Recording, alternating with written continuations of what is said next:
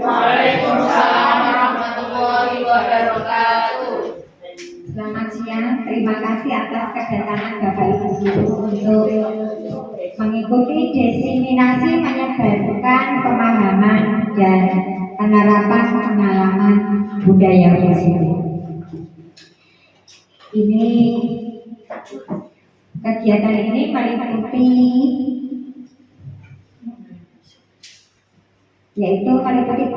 konsep inti budaya positif, yaitu meliputi perubahan paradigma belajar, disiplin positif, nilai-nilai kebajikan, kebutuhan dasar manusia, motivasi perilaku manusia, posisi kontrol guru, keyakinan kelas, dan segitiga institusi. Mungkin Bapak Ibu Guru sudah melaksanakan di sekolah, tetapi dalam diseminasi ini semoga menambah ilmu pengetahuan Bapak Ibu Guru untuk lebih mengembangkan budaya sekolah di sekolah masing-masing. Next, pembelajaran dengan paradigma baru. Pembelajaran dengan paradigma baru merupakan pembelajaran yang dirancang berdasarkan prinsip pembelajaran berdiferensiasi, sehingga paradigma belajar sesuai dengan kebutuhan yang berdasarkan tahap perkembangan teori psikologi modern untuk mewujudkan profil pelajar Pancasila. Bahwa di kurikulum Merdeka kita mengenal profil pelajar Pancasila yang terdapat 6 dimensi, yaitu beriman, bertakwa kepada Tuhan Yang Maha Esa dan berakhlak mulia, kebinekaan global, mandiri, gotong royong, kreatif, dan bermakna kritis. Dari 6 dimensi ini diwujudkan dalam pembelajaran karakter di sekolah kita masing-masing. Next. Selama ini kita telah miskonsepsi tentang teori kontrol, yaitu bahwa guru mengontrol murid. Di kelas kita sering kita itu menjadi center, ya, kita mengontrol murid. Ilusi bahwa kritik dan membuat rasa bersalah mampu menguatkan karakter. Ketika murid kita melakukan kesalahan, kita selalu membuat mereka merasa bersalah. Itu bisa menguatkan karakter, padahal itu sebenarnya tidak menguatkan karakter, malah menjadikan murid itu merasa rendah diri. Lanjut, bahwa semua penguatan positif, efektif, dan bermanfaat. Ilusi bahwa orang dewasa berhak memaksa, bahwa orang dewasa berhak memaksa, kita sebagai guru itu berhak memaksa murid untuk melakukan perbuatan yang kita anggap benar. Padahal itu sebenarnya tidak, ya. Mengubah paradigma stimulus respon ke pendekatan teori kontrol. Stimulus respon tentang dunia, teori kontrol tentang dunia. Realitas kebutuhan kita sama, tetapi di teori kontrol realitas kebutuhan kita berbeda. Semua orang melihat hal yang sama, setiap orang memiliki gambaran yang berbeda. Kita mencoba mengubah orang agar berpandangan sama dengan kita. Teori kontrolnya kita berusaha memahami pandangan orang lain tentang dunia. Perilaku buruk dilihat sebagai suatu kesalahan. Semua perilaku memiliki tujuan. Orang lain bisa mengontrol kita, hanya Anda yang bisa mengontrol diri Anda. Saya bisa mengontrol orang lain, Anda tidak bisa mengontrol orang lain. Saya tanya, Bapak Ibu yang bisa mengontrol diri kita itu siapa? Orang lain bisa mengontrol diri kita? Ya, yang bisa mengontrol diri kita adalah diri kita sendiri. Orang lain hanya memberi motivasi dari ekstrinsik, ya.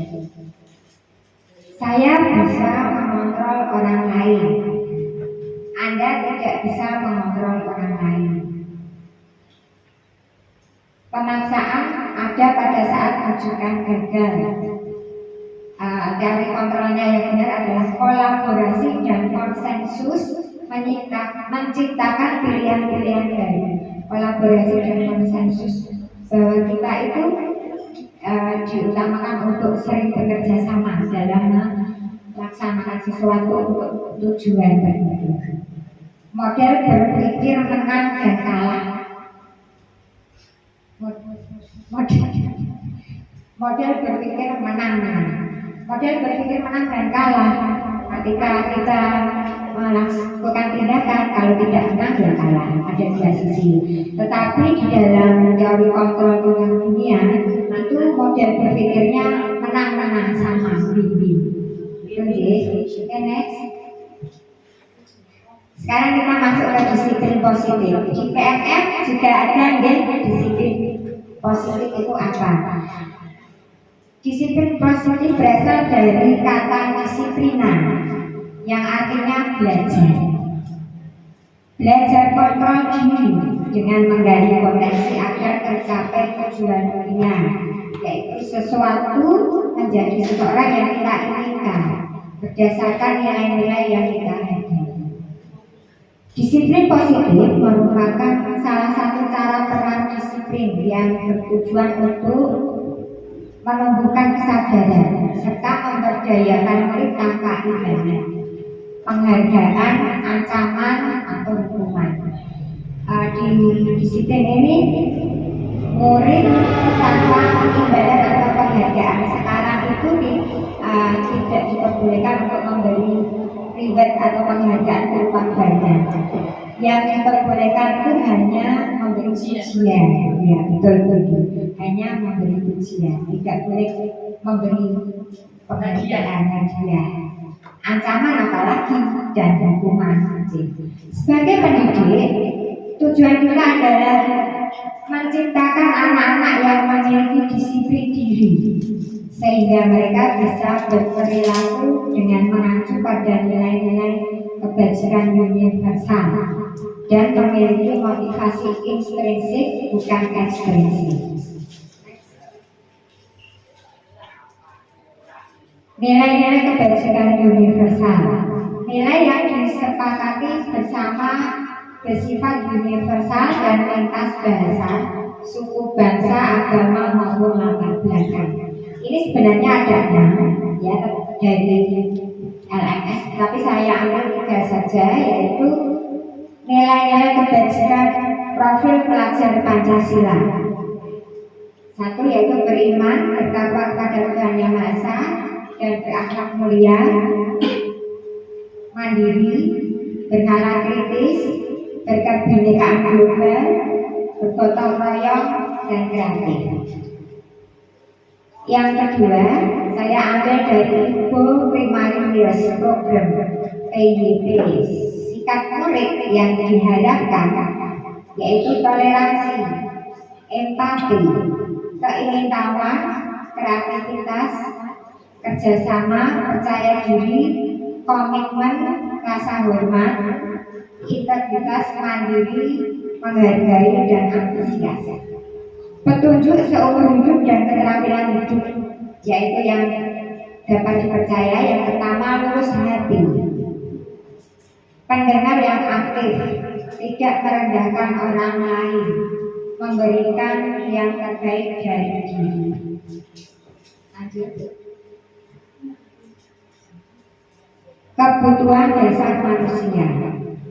Kebutuhan dasar manusia adalah segala sesuatu yang dilakukan untuk mendapatkan apa yang kita inginkan, memiliki tujuan tertentu, dan semua usaha terbaik yang kita lakukan adalah dalam rangka kebutuhan dasar kita terpenuhi dengan baik.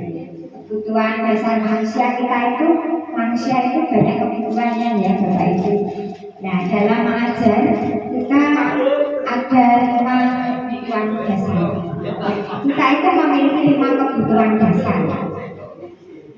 Lanjut. Yaitu 5 kebutuhan dasar manusia. Yang pertama, Bapak Ibu tentunya sudah tahu, yaitu bertahan hidup. Bertahan hidup yaitu kebutuhan tentang tempat tinggal,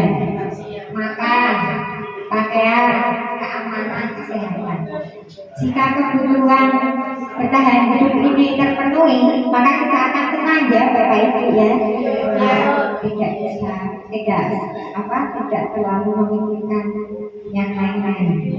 Ya, bertahan hidup. Tentunya kita sebagai guru dan sebagai manusia, ya, semoga kebutuhan bertahan hidup ini sudah terpenuhi semua. Jadi kita merasa tenang, aman saat mengajar. Yang kedua yaitu kebutuhan kasih sayang dan rasa diterima. Kita sebagai manusia itu membutuhkan kasih sayang ya, dari siapa saja, dari orang yang dekat dengan kita, suami, anak, terus orang-orang terdekat kita, juga anak-anak yang orang-orang yang ada di sekitar kita, juga ada rasa diterima ketika kita ada di suatu instansi. Kita punya keinginan rasa diterima di kelompok tersebut. Jika kita diterima, kita akan merasa dihargai, kita akan merasa senang. Rasa diterima itu ya, rasa yang diterima yaitu rasa yang ingin dipedulikan, berbagi, kerjasama, menjadi bagian dalam kelompok. Seandainya Bapak Ibu sudah merasa kasih sayang dan rasa diterima, kebutuhan ini sudah terpenuhi ya. Ya.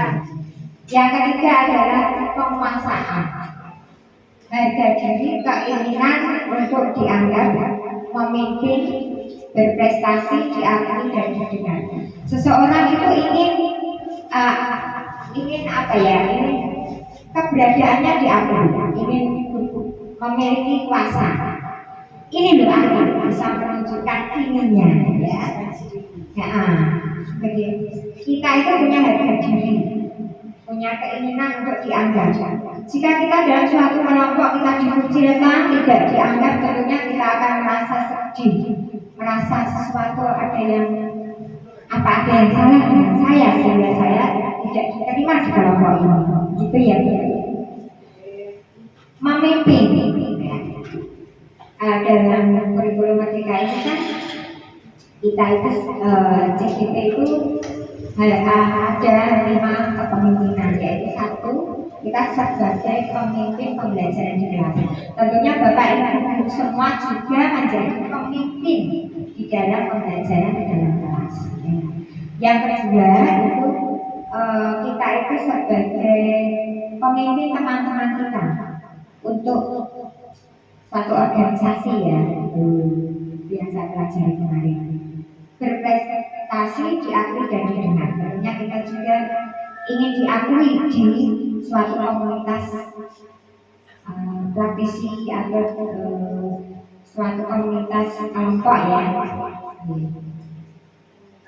Untuk kebutuhan dasar yang kelima yaitu kebebasan, mandiri, memiliki pilihan, mencoba hal baru, mampu mengendalikan arah hidupnya. Ya, semua manusia itu ingin bebas, tidak ingin dijajah, apalagi diberlakukan yang tidak semena-mena. Tentunya kebebasan ini kita itu diharapkan untuk memiliki pilihan, mandiri dan mampu mengendalikan arah dirinya. Bapak Ibu di sini sudah semua memiliki kebebasan ya, ada yang merasa terjajah di sini? Tidak ya, kita merasa bebas karena kita itu adalah manusia yang merdeka.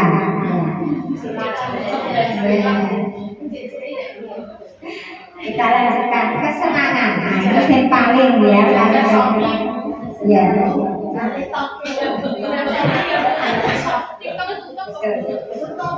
Kesenangan itu nilai-nilai yang benar-benar dalam bermain, humor, antusiasme dan ketawa. Ya, kebutuhan dasar ini yang kita butuhkan ya, agar tidak cepat tua, tidak stres setiap hari memikirkan pekerjaan maupun memikirkan masalah-masalah yang kita hadapi.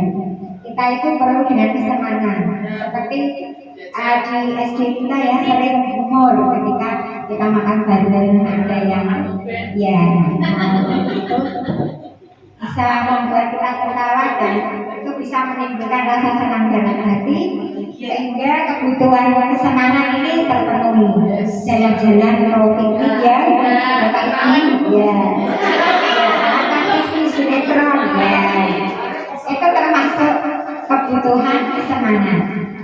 Ya. Lanjut. Nah, hukuman di sini ketika dari 5 kebutuhan itu kita akan melakukan untuk menghindari yang namanya hukuman.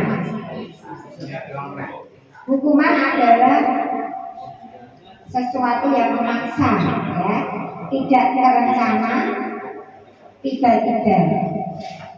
Murid tidak tahu apa yang akan terjadi, tidak dilibatkan, bersifat satu arah, berupa hukuman fisik dan psikis ya. Ini termasuk kalau hukuman kita gagal di dalam mengajar. Sekarang konsekuensi.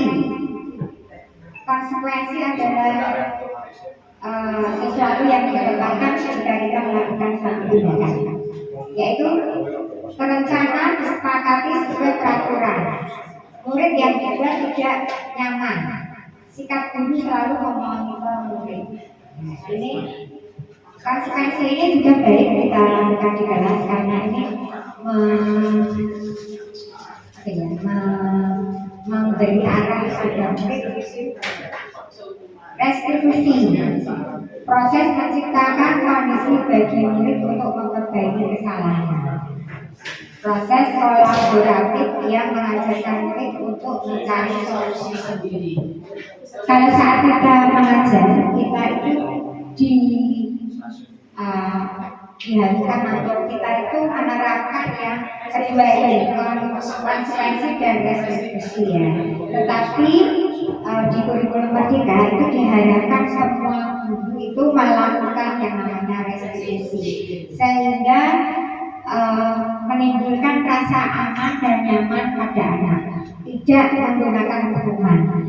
Banyak ya cerita dari teman-teman saya itu ketika menyelesaikan kasus itu dengan hukuman. Nah, di dalam kurikulum Merdeka itu sekarang kita tidak boleh memberi hukuman, tetapi dengan cara konsekuensi dan restitusi. Gitu. Lanjut. Sekarang kita ke 5 posisi kontrol guru. 5 posisi kontrol guru ini ketika kita di kelas itu yang pertama adalah penghukum. Penghukum itu kita dulu ya sering kita lakukan yaitu ketika murid melakukan kesalahan langsung kita menunjuk atau menjudge dia ya. Atau menghukum memberi hukuman langsung. Yang kedua, membuat merasa bersalah. Ketika murid berbuat salah, langsung kita beri kata-kata yang dia merasa bersalah menghadap kita. Yang ketiga, teman. Kita itu memiliki posisi kontrol sebagai teman. Ketika murid kita melakukan kesalahan, kita itu mendekati dia dan bertanya menyelesaikan masalah bertindak sebagai teman. Yang kelima, pemantau. Yang keenam adalah mengajar. Pemantau itu kita sebagai pengawas. Kita itu di kelas mengawasi anak-anak apa yang dia lakukan benar atau salah. Ya. Kalau manajer itu kita sebagai guru yang bisa menyelesaikan masalah itu dengan restitusi tadi. Lanjut. Contoh penerapan 5 posisi kontrol guru. Saya ambil contoh ketika kasusnya bahwa siswa tidak memakai atribut lengkap saat upacara bendera. Ya, atribut itu apa saja Bapak Ibu? Ya, si, topi, sabtu, ya, nah, saya ambil contoh seperti ini karena saya pengalaman saya di sekolah yaitu yang pertama, ketika siswa melaksanakan ketika siswa melakukan kesalahan ini, itu kita sebagai penghukum itu akan berkata, hormat pada bendera selama 1 jam. Misalkan si Tono, karena kamu sudah melanggar atau sudah melakukan kebijakan yang tidak pakai atribut saat upacara bendera, kamu harus hormat pada bendera selama 1 jam. Itu berarti posisi kita sebagai penghukum, Bapak Ibu. Ya? Berapa kali Bapak Ibu harus memberitahu kamu selalu saja mengecewakan Bapak Ibu. Itu kalimat yang membuat rasa bersalah. Ketika anak yang diberi pernyataan seperti ini, berapa kali Bapak Ibu harus memberitahu kamu selalu mengecewakan Bapak Ibu. Anak itu tentunya akan merasa bersalah. Oh iya. Ketika saya bertindak seperti ini, ternyata Bapak Ibu kita itu merasa kecewa. Nah itu jadi dia membuat rasa bersalah. Lanjut next. Ya, ini posisi sebagai teman. Ayo dong ikuti aturan sekolah.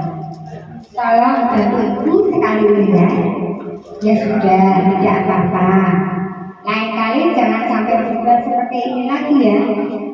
Pernyataan-pernyataan ini bisa kita lontarkan atau kita berikan pada anak jika posisi kontrol kita di kelas maupun di sekolah sebagai teman, ya, seperti teman. Selanjutnya sebagai pemantau, kamu sudah melanggar peraturan sekolah, kamu tahu konsekuensinya. Setelah upacara kamu dialihkan ke lokasi dan jangan diulang lagi. Itu kita sebagai pemantau. Di sini Bapak Ibu pernah melakukan yang mana? Penghukum pernah? Merasa bersalah. Saya juga pernah penghukum. Ya, pernah saya lakukan. Rasa bersalah juga pernah saya lakukan di kelas. Saya juga pernah. Ya, menerapkan disiplin sekolah banyak cara ya yang harus saya lakukan. Sebagai pemantau, ini sudah lanjutnya. Nah, yang ini yang terakhir adalah apakah kamu tahu kesalahanmu? Kira-kira bagaimana kamu memperbaiki kesalahan? Sebagaimana Bapak Ibu diharapkan di kurikulum merdeka ketika kita menyelesaikan masalah, ketika kita menyelesaikan kasus-kasus yang ada di murid kita itu menggunakan ini, kita sebagai memposisikannya sebagai manajer,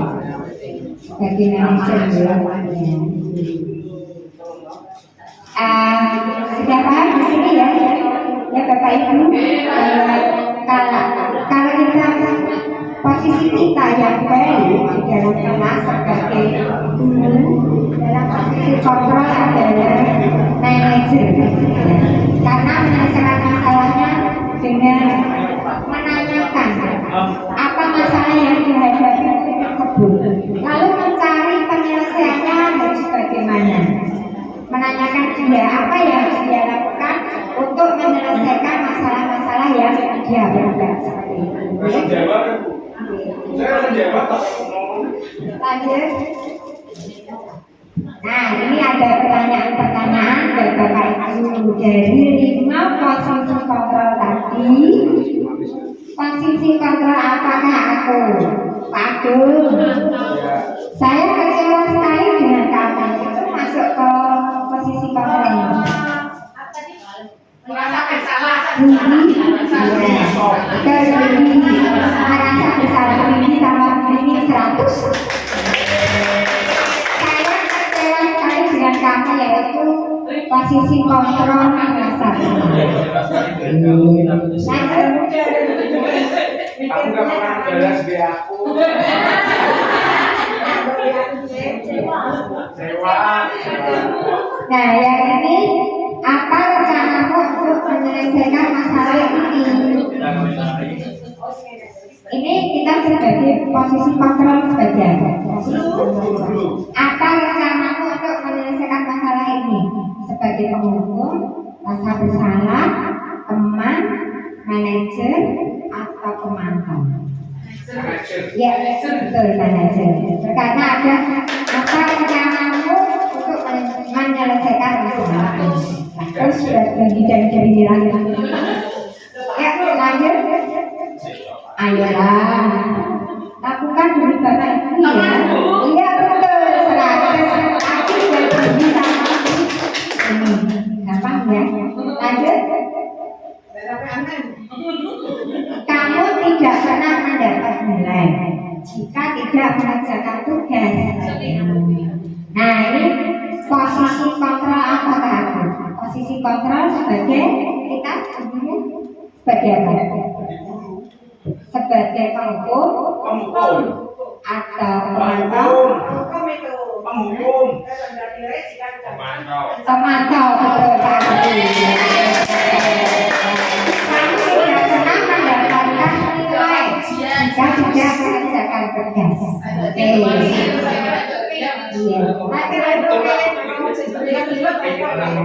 Itu tadi contoh-contoh kalimat-kalimat yang bisa kita gunakan untuk menyelesaikan guru sebagai posisi kontrolnya sebagai apa ya, penghukum atau merasa bersalah, pemantau, teman dan manajer.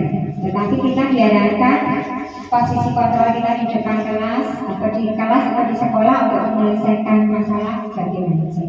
Lanjut yaitu pembentukan keyakinan kelas. Bapak Ibu, untuk kurikulum Merdeka saat ini kita itu tidak menggunakan peraturan kelas lagi. Sebelumnya itu kita membuat peraturan kelas, ya, namanya peraturan kelas. Terus diganti menjadi kesepakatan kelas. Ternyata disempurnakan lagi menjadi keyakinan kelas. Tentunya Bapak Ibu sudah ada semua ya. Seperti kelas ini sudah ada yang namanya keyakinan kelas. Nah, tentunya Bapak Ibu juga di sekolah sudah ya. Nah, pembentukan keyakinan kelas. Ketika kita akan membentuk, tidak ada aturan yang harus dilaksanakan, tetapi peraturan kelas itu bisa, tetapi keyakinan kelas itu bisa kita buat dan kita bisa menggunakan kalimat yang bersifat abstrak berupa pernyataan yang universal dibuat dalam pernyataan positif, kalimatnya positif ya, tidak menjadikan atau dilarang membuang sampah itu termasuk peraturan. Tetapi kalau di keyakinan itu kalimatnya dicetus ya, kalimatnya lebih positif, dilarang membuang sampah. Isinya kalimat keyakinannya menjadi buanglah sampah di tempat sampah ya, jadi positif. Sedikit saja agar mudah diingat. Ketika Bapak Ibu membuat keyakinan dengan murid, ya, tidak banyak-banyak, tetapi hanya diambil poin-poinnya saja. Sini sudah ada yang praktek ya, dalam membuat keyakinan kelas. Kita sama murid membuat keyakinan kelas. Siapa yang mau cerita dengan siapa? Dengan anak. Ya, kita dan murid ketika membuat keyakinan kelas bisa dengan memberi acuan ya, apa yang harus kita sepakati, apa yang harus kita yakini dalam kelas itu. Misalkan tidak boleh datang terlambat, tidak boleh datang terlambat itu masuk ke peraturan. Nanti kita harus Datang tepat Ya, waktu.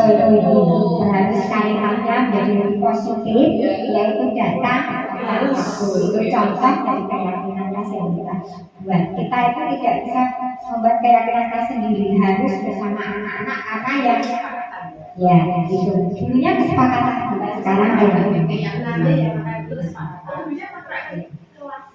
dulunya itu peraturan kelas, terus jadi kesepakatan kelas, ya tata tertib, tata tertib kelas.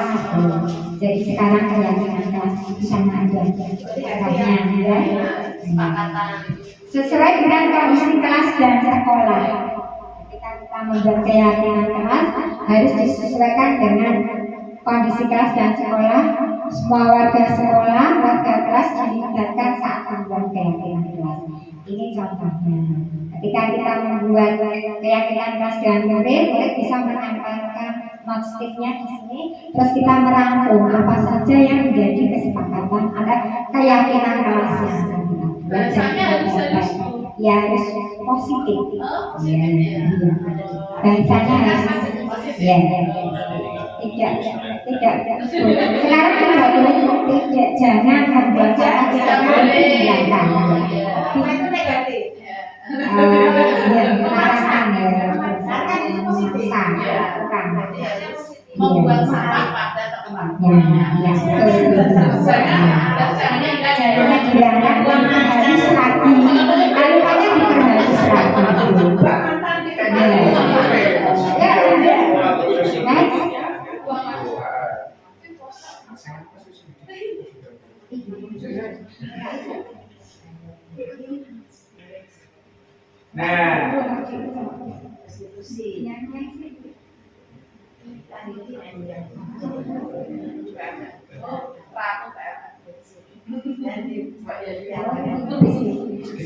Sekarang masuk ke segitiga restitusi. Ini materi yang penting. Alhamdulillah. Segitiga restitusi yaitu Pas bisa loro. suatu proses dialog yang dijalankan oleh guru agar dapat menghasilkan murid yang mandiri dan bertanggung jawab. Ketika kita menyelesaikan suatu kasus di kelas kita, itu kita dianjurkan untuk melaksanakan segitiga restitusi ini. Apa langkah-langkah yang harus kita laksanakan ketika kita menggunakan segitiga restitusi? Yaitu yang pertama adalah menstabilkan identitas. Yang kedua, validasi tindakan yang salah. Yang ketiga, menanyakan keyakinan. Next. Yang pertama tadi adalah menstabilkan identitas. Apa sih menstabilkan identitas itu? Ketika kita menyelesaikan masalah, kita bisa menggunakan kalimat-kalimat ini, yaitu dengan berdasarkan prinsip membuat kesalahan adalah bagian dari proses pembelajaran. Bahwa kita menanamkan pada diri kita, ya, bahwa kita itu di dalam menstabilkan identitas itu membuat kesalahan adalah bagian dari proses pembelajaran. Kalimat-kalimat yang bisa kita utarakan pada murid ketika murid itu melakukan kesalahan itu bisa dengan berbuat salah itu wajar. Tidak ada manusia yang sempurna. Ibu bapak juga pernah melakukan itu. Ibu bapak tidak mau mencari siapa yang salah, tetapi ibu bapak ingin mencari solusi dari permasalahan ini. Kamu berhak merasa begitu. Itu kalimat-kalimat yang bisa kita gunakan di dalam menstabilkan identitas pada murid kita yang melakukan suatu masalah atau kasus ya.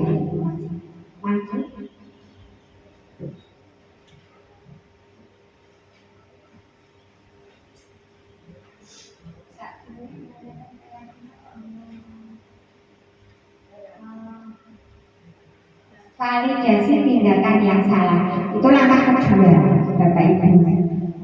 Di dalam validasi tindakan yang salah, kita itu berdasarkan prinsip setiap perilaku berupaya memenuhi suatu kebutuhan tertentu. Kita bisa menggunakan kalimat-kalimat seperti kamu pasti punya alasan mengapa melakukan hal itu. Yang lebih buruk dari ini ya, padahal kamu bisa melakukan yang lebih buruk dari ini ya. Yang ketiga, kamu melakukannya karena mempertahankan sesuatu yang penting bagimu. Ini kata-kata atau kalimat yang bisa kita utarakan di dalam validasi tindakan yang salah, yaitu ketika kita menanyakan kesalahan apa yang sudah murid kita berbuat dan dia mau mengakuinya. Makanya dinamakan validasi tindakan yang salah, yaitu kita mencocokkan tindakan apa yang dia lakukan, apakah benar dia mau mengakui kesalahannya itu atau tidak. Selanjutnya,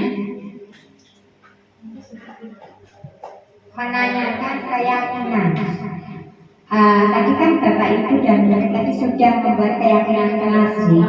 Ketika murid melakukan kesalahan atau membuat suatu masalah atau membuat kasus, itu kita terapkan, ya.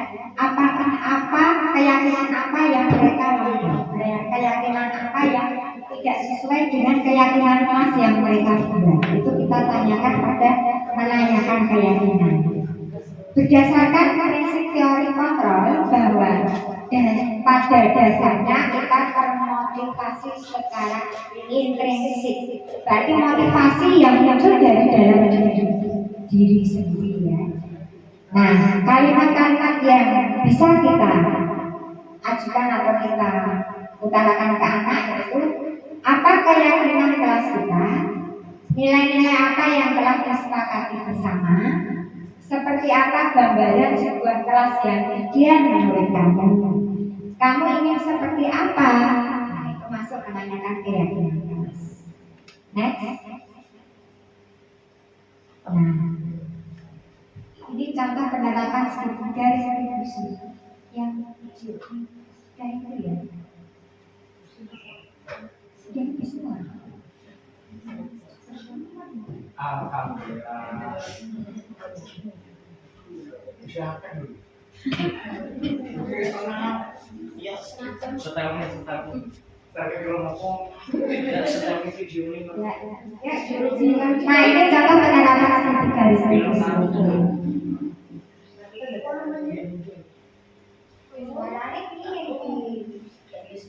guys, itu berapa tipe? Bisa.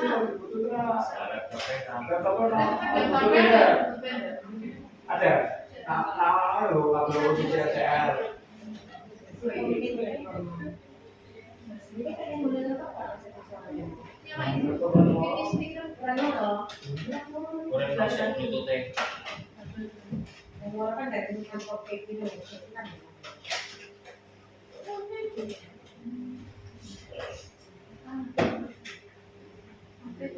Bluetooth mode. Nah,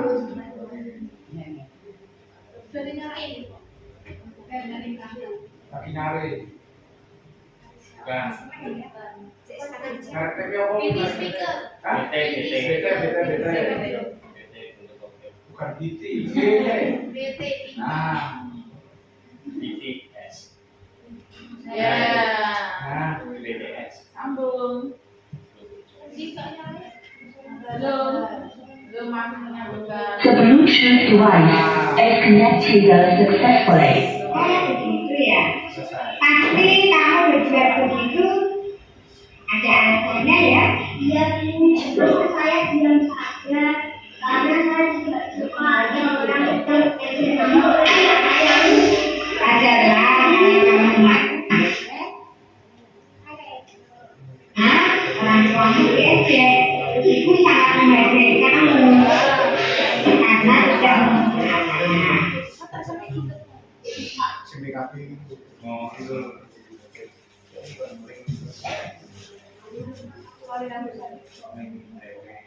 Dewi masih bisa. Jadi bisa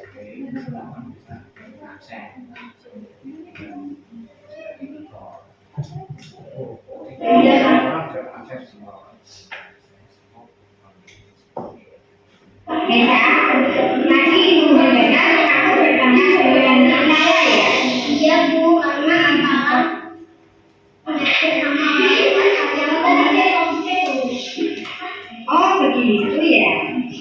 wajarlah kalau kamu marah dan kesal sama Atara.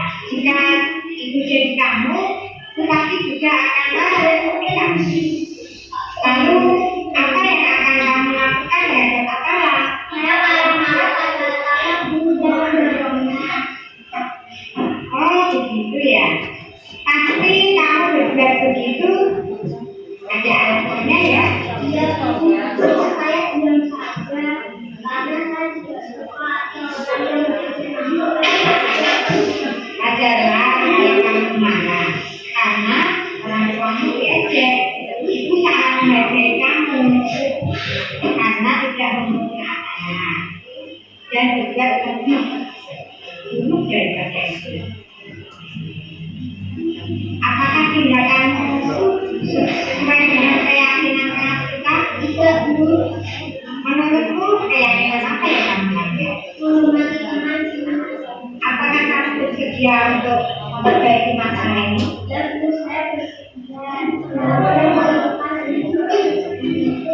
Ya, tepat sekali tindakan kita. Kenapa lah? Nih.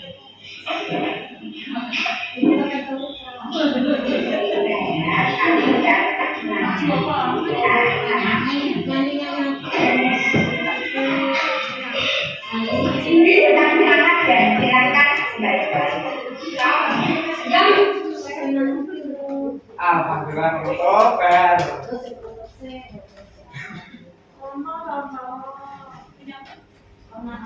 Pak cerita, jadi kesepakatan kelasmu lu Gusti. Ceritakan tentang restitusi tadi. Tentang video restitusi. Ceritanya itu ceritanya kasusnya itu kan bisa. Nah, cerita kasusnya. Nah, itu contoh penerapan segitiga restitusi pada menurut saya ya. Masalahnya yaitu ketika olahraga mereka Nisa sama Albi itu bertengkar mengejek-ejek orang tua. Terus si Nisa itu tidak terima sehingga dia mendorong Albi. Nah, terus saya menyelesaikan dengan segitiga restitusi yang pertama dengan menstabilkan identitas, yaitu dengan bertanya apa yang sudah dia lakukan sama Albi ketika melakukan tindakan itu. Terus dia berkata jujur bahwa saya melakukan itu ya karena saya diejek oleh Albi sehingga dia tidak terima karena orang tuanya diejek. Ya, lanjut. Lanjut ke saya tanya ke masuk ke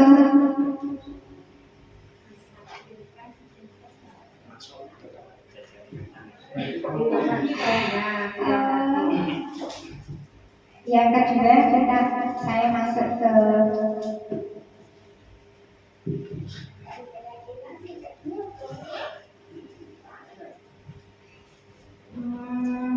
ya, saya tanya menanyakan keyakinan. Nesa kalau berbuat seperti itu apakah tindakan itu benar? Nesa menjawab, saya melakukan itu tidak benar, tindakan saya tidak benar. Terus saya tanya keyakinan keras apa ya? Setelah kamu melanggar, dia menjawab, saya tidak menghargai teman. Terus ketika saya tanya apa solusinya dia menjawabnya dalam video tadi ya, bahwa dia ingin menyelesaikannya dengan minta maaf pada Albi ketika tidak mendorongnya ya. Terus dia bilang kalau dia diejek oleh temannya, dia akan melaporkan gurunya, tidak akan bermain hakim sendiri. Itu yang dia. Bapak Ibu mengantuk ya, nanti kita SPP dulu ya. Minum es juga boleh. Menanti es teh jumbo. Ayo, biar jangan ada sih. Nusantara.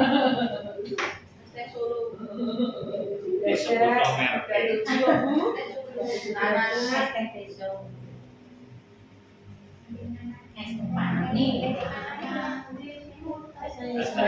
Ya, kita boleh dulu. Satu jari kiri. Jadi dua Jadi HP. Gulung, gulung, gulung.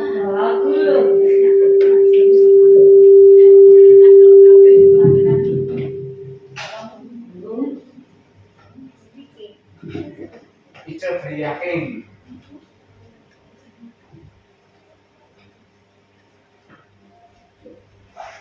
Ayo berdiri. Ayo berdiri. Ayo berdiri.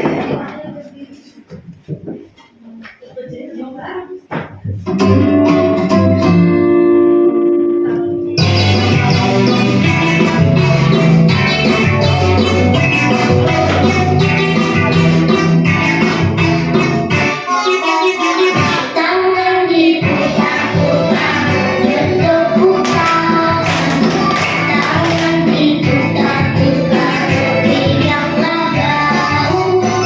Tangan diputar-putar, peganglah lupa. Digoyang-goyang, digoyang-goyang, digoyang-goyang. Tangan diputar-putar, bertepuk tangan. Tangan diputar-putar, peganglah daun. Tangan diputar-putar, peganglah lupa. Digoyang-goyang, digoyang-goyang, digoyang-goyang. Diputar-putar, diputar ke atas. Diputar-putar, diputar ke bawah. Diputar-putar, diputar ke kanan. Diputar-putar, diputar ke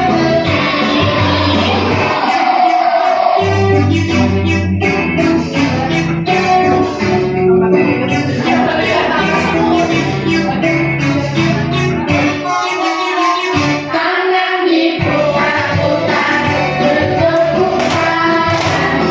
Tangan diputar-putar, peganglah daun.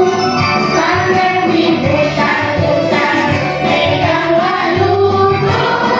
Digoyang-goyang, digoyang-goyang, digoyang-goyang. Tangan diputar-putar, bertepuk tangan. Tangan diputar-putar, peganglah daun. Tangan diputar-putar, peganglah lumpur. Digoyang-goyang, digoyang-goyang, digoyang-goyang. Diputar-putar, diputar ke atas. Diputar-putar, diputar ke bawah. Diputar-putar, diputar ke kanan. Diputar-putar, diputar ke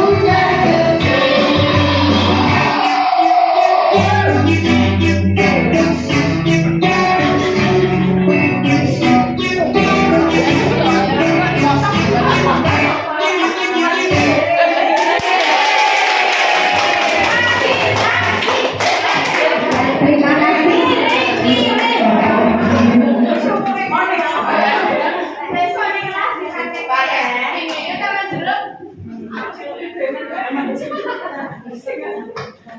Bapak Ibu ada yang ingin bercerita atau pernah menyelesaikan suatu kasus. Nah, nanti coba kita uraikan bagaimana cara menyelesaikan kasus tersebut dengan segitiga restitusi. Nah, siapa yang mau cerita? Nanti coba kita kita masalahnya kita selesaikan dengan segitiga restitusi.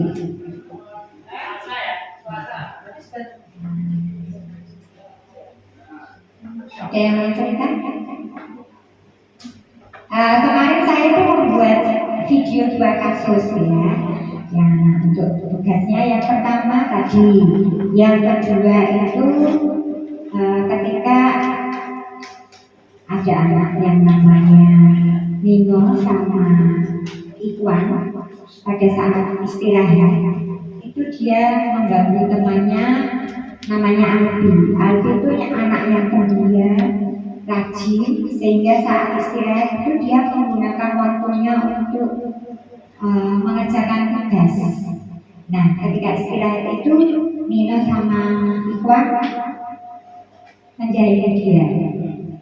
Dia masuk kelas terus mengambil bukunya dibawa lari dan dilempar lempar, sehingga Albi merasa marah. Nah, Albi langsung dia mencari saya, melaporkan kejadian itu. Ini juga saya berusaha untuk menyelesaikan dengan segitiga restitusi yang pertama, yaitu dengan menstabilkan identitas. Saya tanya dia apa yang telah dia lakukan, Kak. Dia mencari saya. Ternyata dia dijahili teman-temannya ketika istirahat. Dia mengerjakan tugas, ada temannya yang ingin mengajaknya bermain, ternyata dia tidak mau. Ya, terus diambil bukunya lalu dilempar-lempar. Dalam menstabilkan identitas ini, setelah saya tanya seperti itu, dia menjawab apa yang dia alami.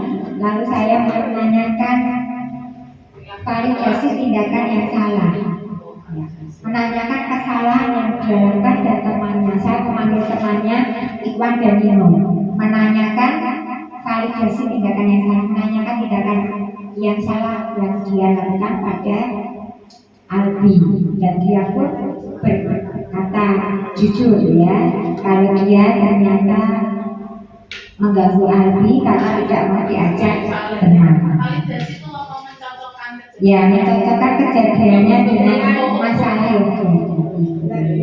Ya, benar apa tidak yang diutarakan oleh Albi. Lanjutnya, setelah dia menjawab itu, terus saya menjawab keyakinan apa yang dia langgar di kelas. Dia jawab, menanyakan keyakinan apa yang telah dia langgar atau telah tidak ditaati. Terus hanya sampai Ya, terus Albi itu sudah merasa baik ya. Dia merasa dihargai karena sudah saya damaikan mereka. Lalu Nino dan Iwan itu saya tanya, Nino dan Iwan, setelah kamu melakukan tindakan itu, apa yang harus kamu lakukan untuk menyelesaikan permasalahan tersebut? Iwan sama Nino berkata bahwa dia minta maaf karena sudah melakukan kesalahan pada Albi. Setelah minta maaf, dia tidak akan mengulanginya lagi. Itu yang namanya menanyakan keyakinan kelas. Saya tanyakan keyakinan apa yang kamu langgar, yaitu tidak dihormati, tidak menghormati Albi sebagai temannya, sehingga dia menjahilinya. Itu ya. Boleh saya masih berapa menit, Mas Ari?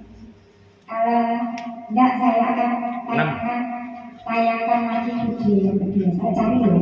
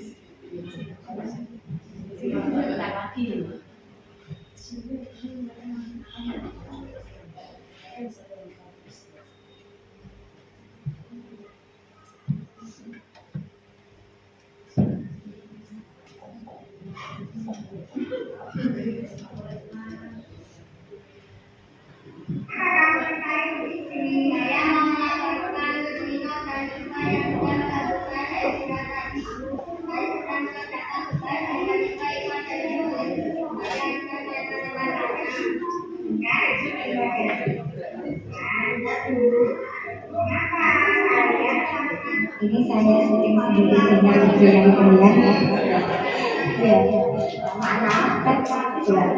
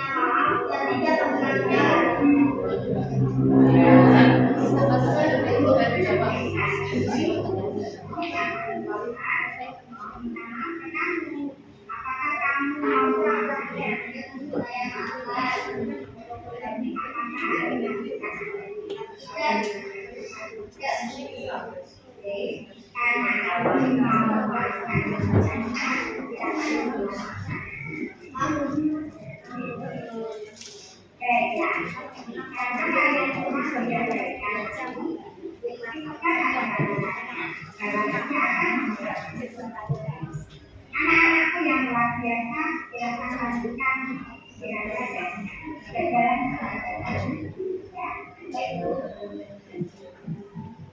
Nah itu contoh dalam penyelesaian segitiga distribusi. Oke, siapa yang mau menceritakan kasus di sekolah? Semoga paparan saya tadi menjadi inspirasi bagi kita yang komentar ya.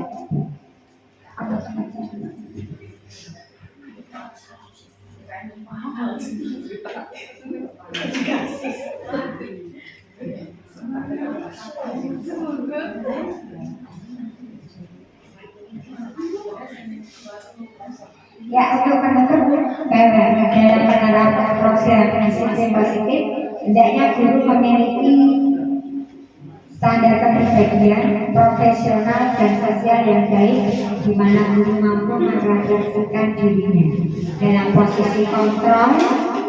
Saat ini bagaimana perjalanan dirinya sebagai among. Among itu sangat manajer ya, bahwa dihimbau Bapak Ibu guru di kelas dalam memposisikan diri sebagai posisi kontrol adalah manajer yang menuntut murid-muridnya menjadi insan yang mandiri, merdeka dan bertanggung jawab. Begitu Bapak Ibu yang bisa saya sampaikan. Semoga dari diseminasi ini Bapak Ibu guru bisa melaksanakan di sekolah-sekolah masing-masing, dan terima kasih atas kedatangannya.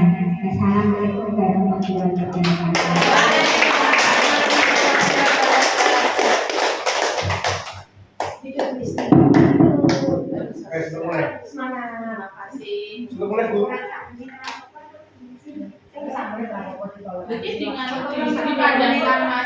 Ayo mas, jajan mas pesertanya mas.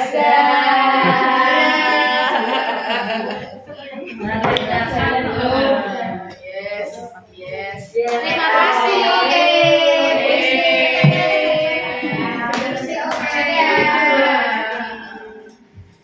Suaranya. Ayo, besok tampil gantian. Saya